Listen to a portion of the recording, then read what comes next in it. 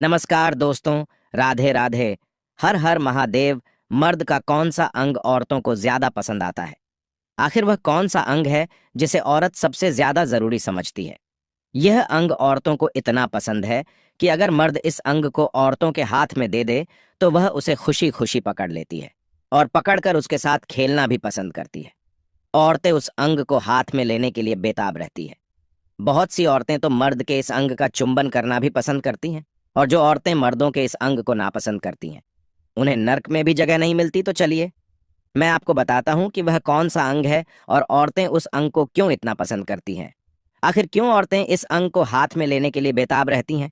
लेकिन उससे पहले कृपया हमारे चैनल को सब्सक्राइब करें, जिससे आपके पास हमारी वीडियो सबसे पहले पहुंच सके। हे माता लक्ष्मी, जो भी भक्त हमारे चैनल को सब्सक्राइब करे उसका घर धन धान से भर जाए। तो चलते हैं वीडियो की तरफ और सुनते हैं गुरुजी से। मैं आपको एक सच्ची घटना सुनाने जा रहा हूं, जिससे आपको पता चल जाएगा कि कौन सा अंग औरतें ज्यादा पसंद करती हैं। दोस्तों, अधूरी जानकारी कई बार मौत का कारण भी बन जाती है, इसलिए वीडियो को बीच में ना छोड़े। कंचनपुरी नगरी में एक राजा राज करता था, जिसकी कोई संतान नहीं थी। एक दिन राजा ने अपनी कुलदेवी से मन्नत मांगी कि उसके घर में एक बेटा हो जाए तो वह घर से बाहर देवी का एक बहुत सुंदर मंदिर बनवाएगा। दोस्तों, देवी की कृपा से राजा के घर में एक पुत्र का जन्म हुआ। राजा को अपार खुशी की अनुभूति हुई। राजा ने अपने वचन के अनुसार देवी का एक बहुत सुंदर मंदिर बनवाया, जो शहर से बाहर रास्ते के नजदीक था। हर आने जाने वाले को उस मंदिर में देवी के दर्शन करके ही जाना होता था। जो कोई जैसी मन्नत मांगता, उसकी वह इच्छा देवी की कृपा से पूरी हो जाती थी। धीरे धीरे राजा का बेटा बड़ा होता चला गया और उसकी मंत्री के बेटे से उसकी गहरी मित्रता थी। इधर राजा भी बूढ़े हो चुके थे। एक दिन मंत्री ने राजकुमार को यह खबर दी कि इस समय राजा साहब की तबीयत बहुत खराब है। वह आखिरी सांस भर रहे हैं। मरने से पहले एक बार आपको देखना चाहते हैं। राजकुमार यह खबर सुनकर तुरंत भागते भागते अपने पिता के पास गए। राजा ने अपने बेटे के सिर पर हाथ रखते हुए कहा, बेटा, यह वजीर साहब तुम्हारे पिता के समान है। तुम सदैव इनकी बात मानना, इनके द्वारा सुझाए गए रास्ते को पकड़कर ही चलना, कभी धोखा नहीं खाओगे। इतना कहकर राजा मर गया। राजा के मरने के बाद राजकुमार को नया राजा बना दिया गया। वह अपने मंत्री की सलाह के बिना कोई काम नहीं करता था। एक दिन मंत्री राजकुमार को महल के कमरे दिखा रहे थे। उन्होंने सारे कमरे खोल खोल कर दिखा दिया, परंतु एक कमरा खोलकर नहीं दिखाया। राजकुमार ने उस कमरे को भी खोलकर दिखाने के लिए कहा, लेकिन मंत्री ने वह कमरा दिखाने से मना कर दिया और बोले, राजकुमार, क्षमा करना, यह कमरा काफी दिनों से बंद पड़ा है। आपके पिता ने ही इसे खोलकर ना दिखाने का आदेश दिया था। वजीर के मना करने के बाद भी राजकुमार उस कमरे को खोलकर देखने पर अड़ा था। तब राजकुमार का मित्र और वजीर का बेटा कहता है, पिताजी, जब राजकुमार इतना कह रहे हैं तो इस कमरे को खोलकर दिखा क्यों नहीं देते? आखिर ये महल, कमरे, बाग बगीचे, राजपाट सब राजकुमार का ही तो है। अब तो हमारे राजा यही हैं और इनका आदेश ही हमारे सिर माथे है। अपने बेटे के कहने पर मंत्री ने वो कमरा खोल दिया। राजकुमार मंत्री के बेटे के साथ उस कमरे में गया। कमरा बड़ा सुंदर था। उस कमरे में खासियत यह थी कि दीवारों पर तरह तरह की सुंदर राजकुमारियों की तस्वीरें लगी हुई थीं। उनको देखते देखते एक तस्वीर पर राजकुमार की नजर टिक गई। उसने अपने मंत्री से पूछा कि सुंदर मोहिनी मूरत वाली यह कौन स्त्री है? मंत्री ने बताया कि यह सिंगल देश के राजा जयध्वज की कन्या है। इसका नाम है ब्रह्मावती। इसके रूप रंग की जितनी प्रशंसा की जाए उतनी ही कम है। इससे विवाह करने के लिए अनेक और राजकुमार गए, पर कोई वापस लौट कर नहीं आया। राजकुमार कहने लगा, मंत्री जी, मैं भी आज से एक प्राण करता हूं कि मैं ब्याह करूंगा तो इसी राजकुमारी से, वरना जीवन भर कुंवारा बैठा रहूंगा। राजकुमार का वजीर के बेटे ने भी समर्थन किया।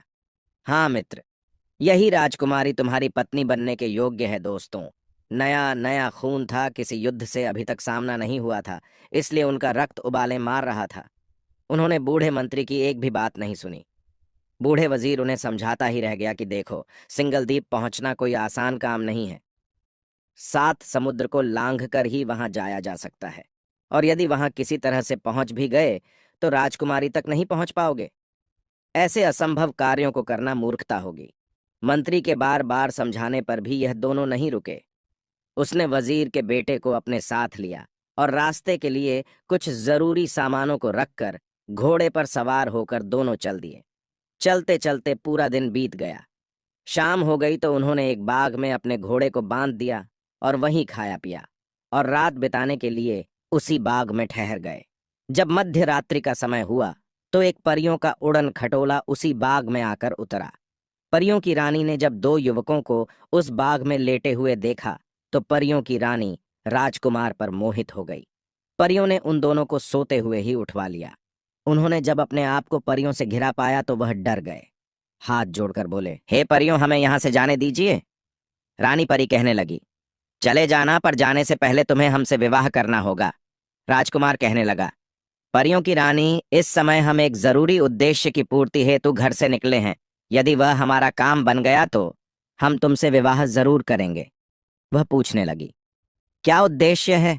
राजकुमार जवाब दिया, हम सिंगलदीप की राजकुमारी ब्रह्मावती को ब्याहने के लिए जा रहे हैं।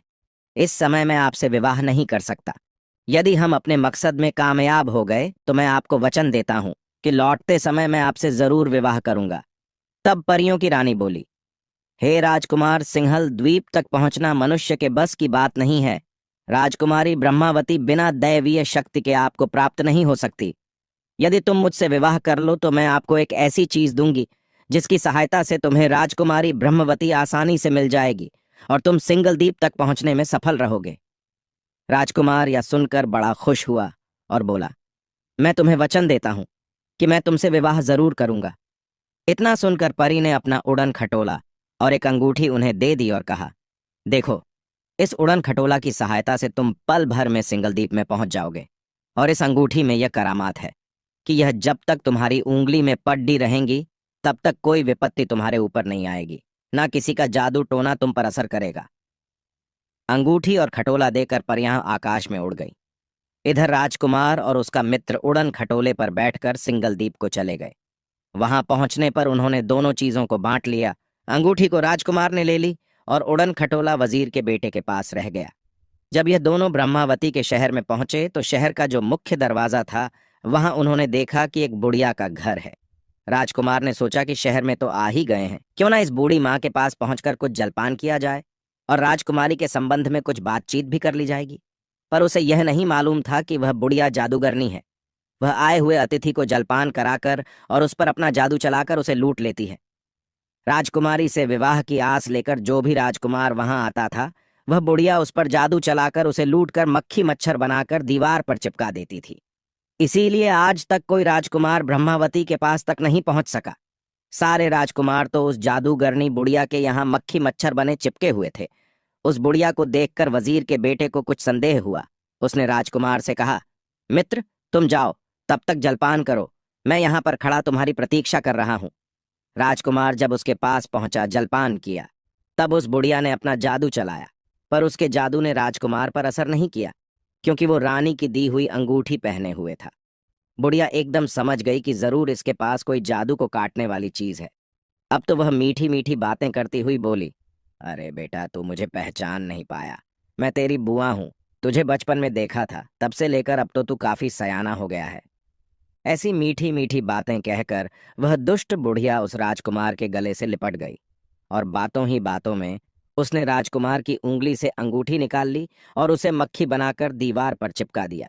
काफी देर के बाद भी जब राजकुमार नहीं लौटा तो मंत्री के बेटे को संदेह हुआ कि जरूर इस बुढ़िया ने उसे गायब कर दिया है। यदि मैं भी गया तो यह कहीं मुझे भी गायब ना कर दे।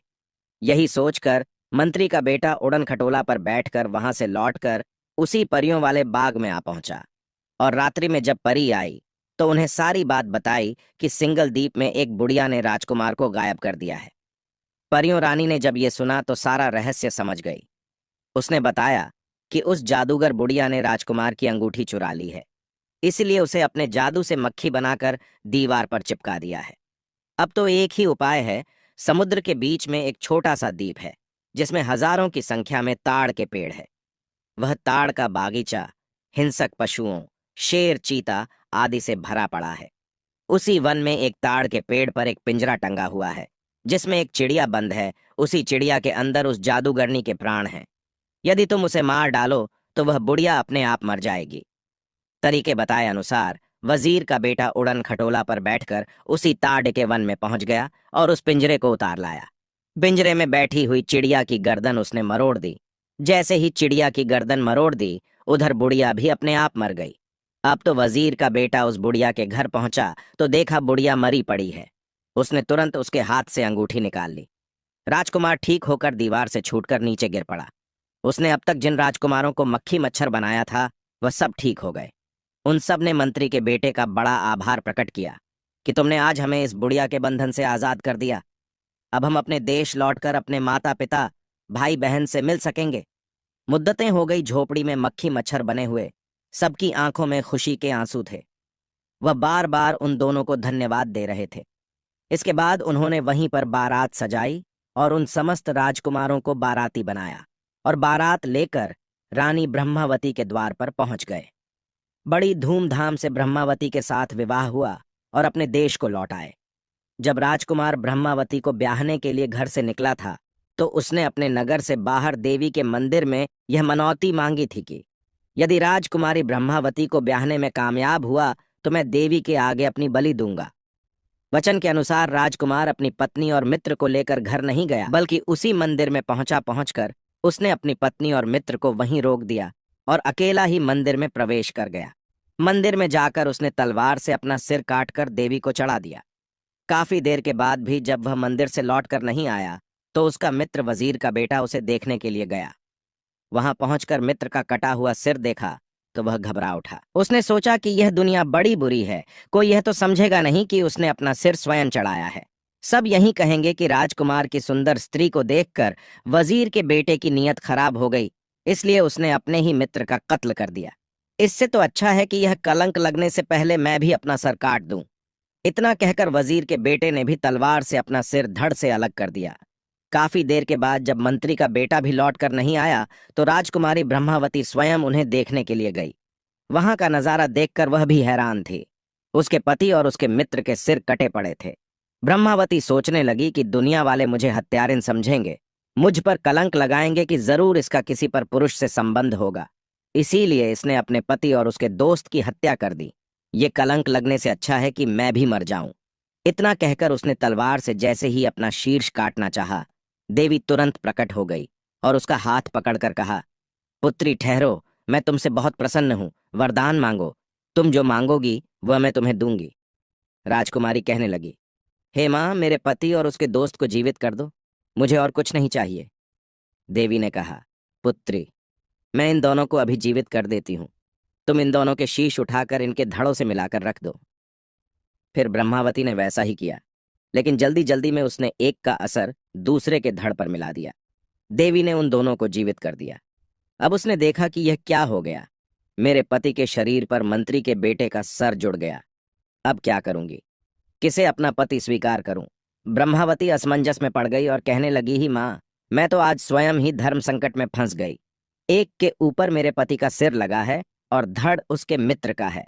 वह दोनों उस स्त्री के लिए झगड़ने लगे। एक कहता, ये मेरी स्त्री है, दूसरा कहता, ये मेरी स्त्री है। अब तो वे दोनों झगड़ते हुए फैसला कराने के लिए राजा विक्रमादित्य के दरबार में पहुंचे तो राजा विक्रमादित्य ने समझाया, देखो, नदियों में उत्तम गंगा है, पर्वतों में उत्तम सुमेरु पर्वत है, वृक्षों में कल्प वृक्ष है और अंगों में प्रमुख सिर हैं। एक हाथ ना रहे तो भी मनुष्य जिंदा रह सकता है, दो हाथ ना रहे तो भी जिंदा रह सकता है, दोनों पैर कट जाए तो भी जीवित रह सकता है, पर यदि सर ना रहे तो शरीर प्राणहीन हो जाता है। इसीलिए जिस धड़ पर राजकुमारी के पति का सिर है वहीं उसका पति है, सिर के बिना कुछ नहीं है। अब तो ब्रह्मावती ने जिस पर अपने पति का सिर रखा था उसे ही अपना पति मान लिया और उसने जाकर रानी से अपना विवाह कर लिया। दोस्तों, इस प्रकार दोनों अपने नगर लौट आए। दोस्तों, अब तो आप समझ ही गए होंगे कि पत्नी के लिए पति का कौन सा अंग जरूरी होता है। दोस्तों, वीडियो अच्छी लगे तो लाइक करके चैनल को सब्सक्राइब करें और साथ ही कमेंट में हर हर महादेव लिखना ना भूलें। धन्यवाद।